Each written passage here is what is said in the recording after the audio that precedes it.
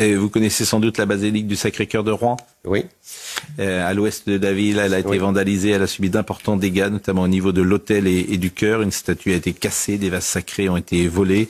Je vous propose peut-être d'écouter, de voir le sujet de Michael Dos Santos. Sur l'autel, un pied de biche et le tabernacle. Ce coffre qui contient hostie et vin sacré est l'un des seuls objets à avoir résisté aux voleurs. C'est un tabernacle avec code et en fait ils ont trouvé la clé et tant mieux pour nous, ils ont mis la clé dans le mauvais trou qui a déconnecté le rapport avec le code qui était bien fait et donc ils n'ont pas pu l'ouvrir. Le cœur de la basilique a été vandalisé, la statue de Saint Antoine de Padoue brisée en 1000 morceaux.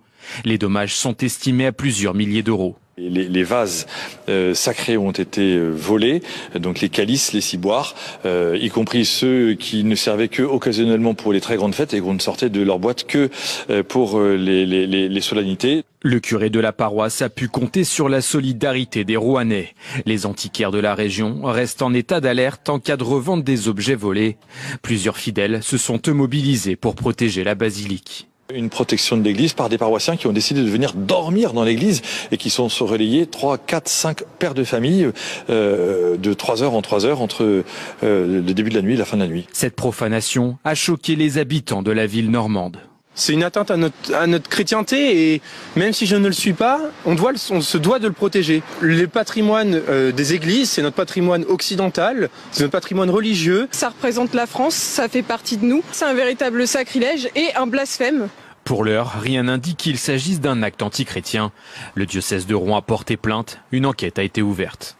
Bon, vous voyez, il est 20h56 et on en parle à l'instant. Je pense que cette information, elle est développée quasiment par personne. Et bien sûr que je veux faire aucun parallèle avec une autre religion et un autre monument s'il avait été attaqué, comment l'opinion médiatique le traiterait ce soir. Bien sûr qu'il ne faut pas instrumentaliser ce qui s'est passé. Bien sûr, tout cela est évident. Et je trouve que nous avons raison de rester dans cette réserve-là.